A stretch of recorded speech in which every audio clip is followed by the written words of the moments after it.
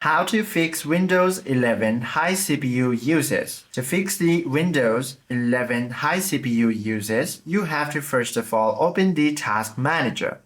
Tap Ctrl Shift and Escape together and hold it to open the Task Manager. Once it is opened, all you have to do is click the CPU option from the upper navigation bar over here. Once you find it, go to the Performance tab and click on the CPU option. Now once you're here, all you have to do is sort the task from the highest to lowest.